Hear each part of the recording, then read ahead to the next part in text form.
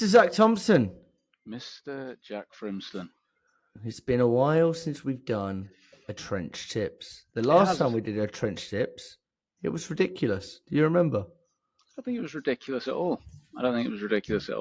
I think we gave the people exactly what they wanted, which is mental illness. Yeah, I don't want to do that today. I want to be very serious. I want to be so serious, you leave the call and you say, oh my God, that was serious. Wow. I don't want to do that. Oh, okay, fine, we can do that. Yeah, that's fine. Was that the other part of your mate? Wow, okay, yeah.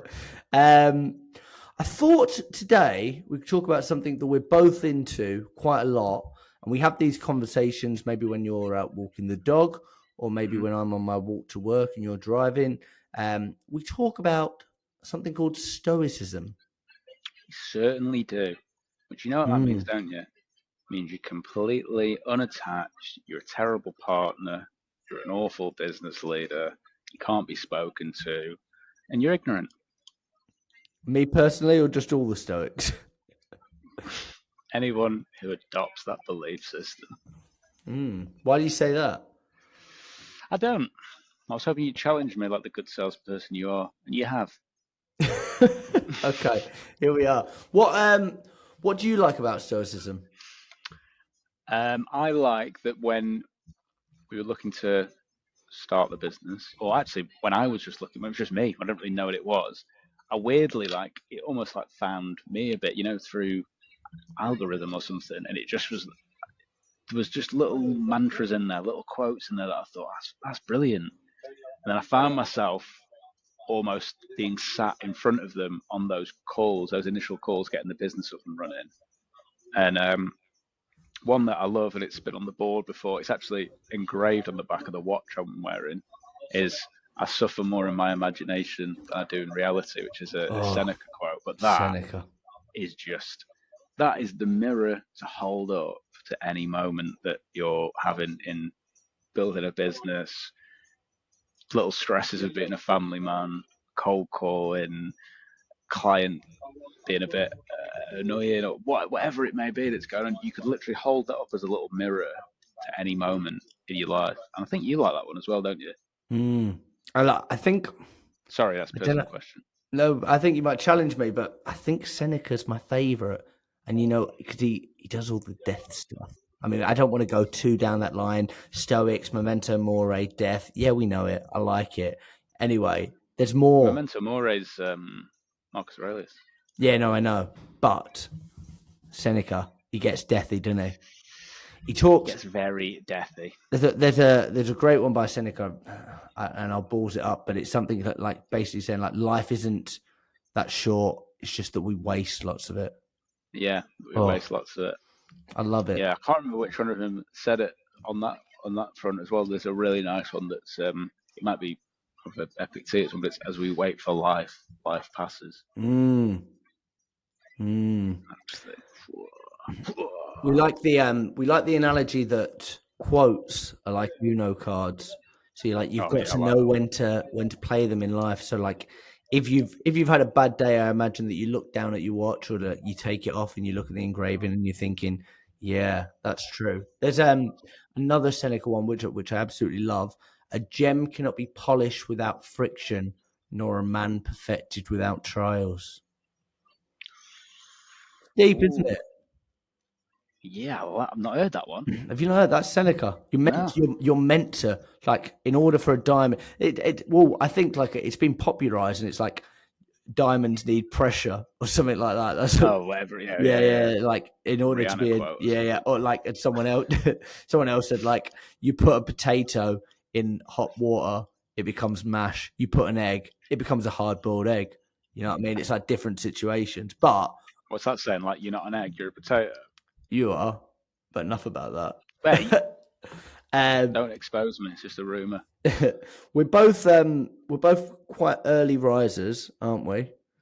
I know that sometimes we'll get a text from each other at 6 a.m. I went through a phase where I probably got up a little bit too early, and I had to simmer it down. I was a member of the 5 a.m. club, thanks to Robin Sharma for a little bit. There's a quote that I love, which gets me out of bed on the hard days. You know, when like winter hits, it's cold. We were Yeah. talking about this morning, like, oh, when you've got to go out and defrost your car in the middle of winter, you've got to travel to the gym or jiu-jitsu or whatever it is. This is the Aurelius quote. I'm going to read it out to you. At dawn, when you have trouble getting out of bed, tell yourself, I have to go to work as a human being. What do I have to complain of? If I'm going to do what I was born for, the thing I was brought into the world to do, or is this what I was created for? To just stay in bed, being all warm and cozy. Do you think you were put on this earth to just stay in bed and be a lazy snuggly bugs? It's so, yeah, that's so good. That's the one that makes you, because the interesting thing about that one, not to really geek out, is that's a guy who's like the most powerful man in the world at the time that he wrote that, with the most responsibility in the world, that's having a very human problem, human dilemma of I've got to get up and make things happen today. And yeah, like you say, it might be winter, it might be cold, there might be the plague kicking in, there might be famine, there might be invaders at the door. And he's going, oh, I'd love to just stay in bed and close it all off. But I've got work to do. And like you say, you know, you're always banging on about death on LinkedIn. Do you want the story of yourself in the future when you look back on your life, be like, I did everything I could to avoid doing the work? You know what I mean? It's almost like the way I think of a lot of these quotes is it's like you've got a debt to pay in the future to yourself, and you've got a debt to pay in the past to yourself. And I wrote about this the other day. At some point, who you thought you were going to be, who you wanted to be in the future, and who you actually are all going to meet. And what do you want them to be? All disappointed, like, oh, I thought I'd be this when I grew up. I thought I'd be this now. Oh, I thought I'd be this in the future. That's it. When you look back on it, or you're like, oh, I've just disappointed myself constantly. Yeah. Is that you owe a promise to your 10-year-old self and your 80-year-old self or whatever it is? It's like hard choices now, easy life later, easy choices now, something like that, hard life later or whatever. But we were talking about this the other day, a podcast we've been listening to. They say it's basically broken down to the gratification marshmallow test. That's all. Like everything goes back to that. Can you delay now? Like, and that's all of your choices. Can I do the hard work now rather than taking the easy option? I feel like so many people don't know how to delay gratification. Well, yeah, well, that's because there's a world of quick pleasures, isn't there? And you're almost Stimulated. Overstimulated. A lot of dopamine, very quick dopamine to get. It's hard to just be bored in the moment, and it's very, very hard to put the work. I mean, how many people do we interview that have come to us because they're like, oh, I've realised I need to learn sales. I've tried 6 businesses out, from TikTok or whatever. You're 21. And actually, where have you put? Yeah, how? And what happened with them? Oh, well, basically, I put about a month in and realised like it wasn't working. A month I expected to work. It takes about 60 days to even build a habit. Yeah, exactly.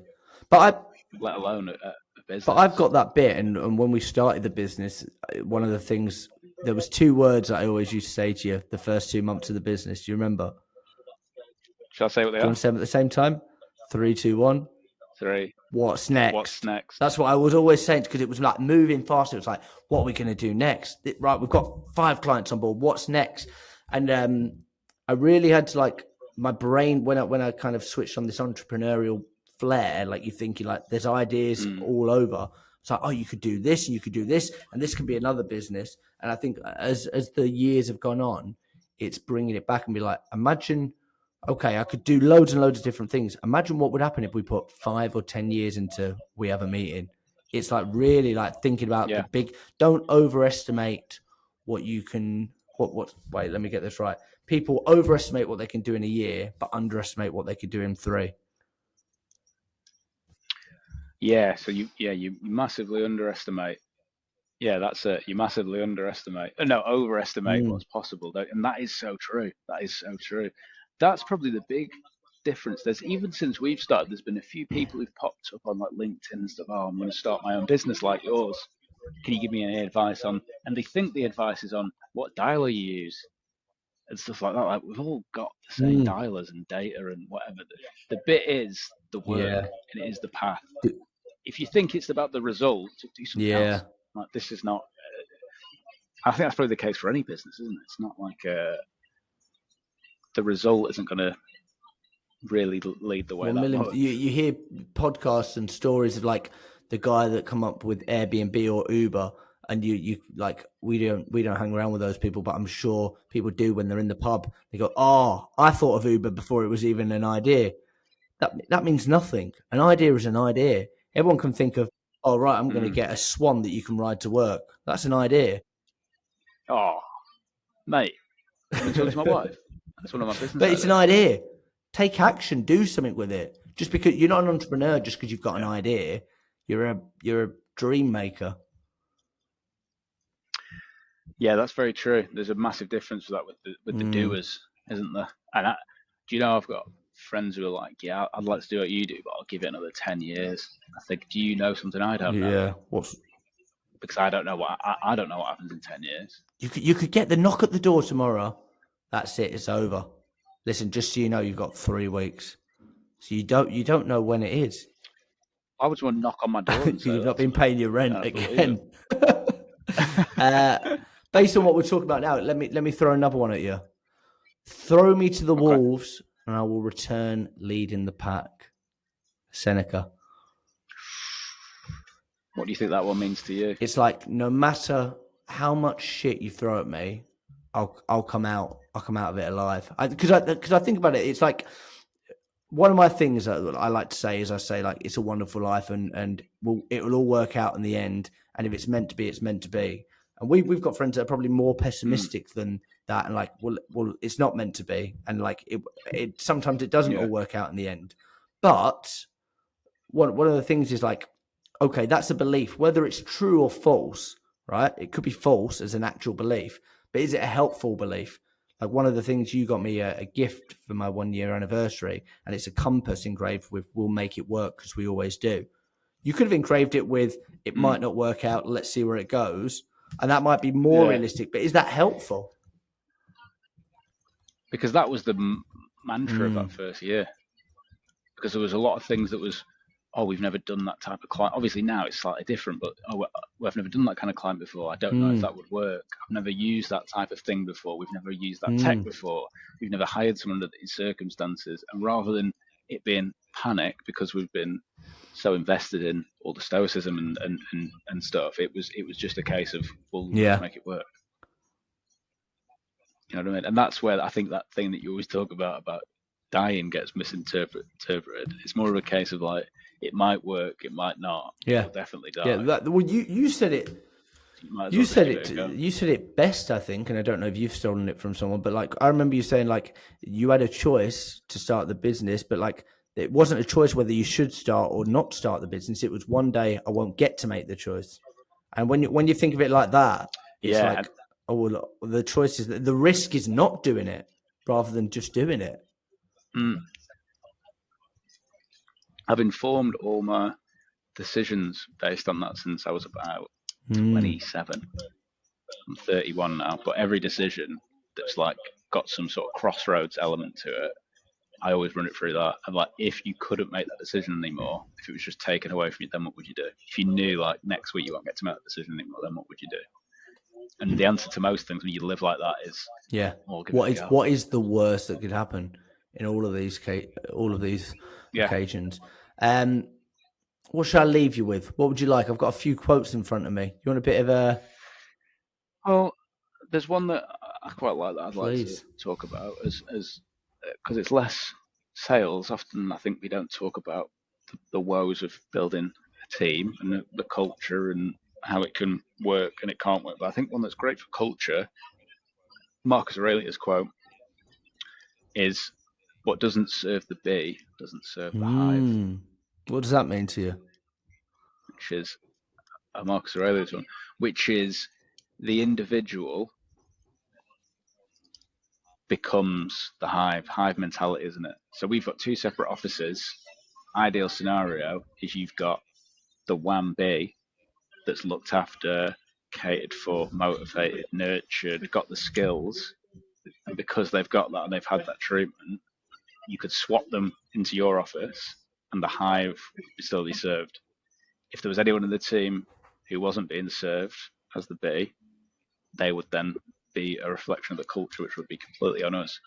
So obviously we've had people who it hasn't worked out for, but there's no one that I worry about when I go to bed at night, because I think everyone's had the same tools and the same shot and been looked after in the same way as each other. I love it.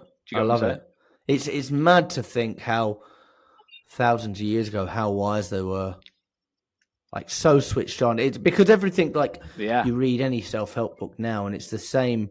You're just regurgitating. We always say that most self-help books are an amalgamation of Buddhism and Stoicism. Yeah, there's that. You know, Gad. Yeah. He's he one of his friends said to him, "I don't know why you've invested so much into psychology. It's all been done for you thousands of years ago by the ancient Greeks and ancient Romans." Wow. Because he was saying like how annoying it is sometimes. He'll think of something and he'll say it and he'll think it's genuine inspiration. And it's like, oh, Epictetus said that 2,000 years ago. It's hard. It's hard. Who's your favorite modern? Would you say there are any modern day philosophers? I'm talking right now. Is there anyone driving that? You get like I think now what you get is these like professional podcasters, don't you? Who they just share sort of the wisdom, and it's more like within the interviews, isn't it? But there's not really. I think Jimmy Carr's got a bit of an element. If you heard him on any recent podcasts, of like outside of the comedian persona, he's quite a wise, disciplined, well-adjusted bloke who can probably teach people quite a lot about if you're on the wrong path, get on the right I love path. Something that he said on an old podcast I heard. It's like, if you come to me at like 18 and you're like, my parents screwed me up, I'll put my arm around you and say, you know what, that's not fair. Come on, mate, I'll buy you a beer. But if you come to me at 35 and you say, my parents screwed me up, it's like, get over it. Do you know what I mean? It's like, we can all blame the inner child, but at some point you've got to start healing it yourself, and you've got to kind of take control. I agree with that. Yeah, at some point it's your fault. Yeah. Jesus Christ. I love the Stoics. No, I don't think he said anything wise, did he? A couple of bits. Yeah, there's a lot of good letters from a Stoic I'm reading at the minute, and there's stuff in there about like even his morning routine that you think, oh God, they had it even nailed then. Around like the morning routine that you hear people talk about now to be most productive. And you think, oh, that's so innovative. Look at this YouTube video about this ideal morning routine with millions of views. He already did it years ago. Got up in the morning, big smoothie, did something hard. Yeah, that's exactly. You'd laugh, but seriously, it was like. And then he's honest to God. I read one the other day. It's like he does a workout that he doesn't really want to do, and then he gets back and he has a cold ice bath. The cold plunges. Yeah.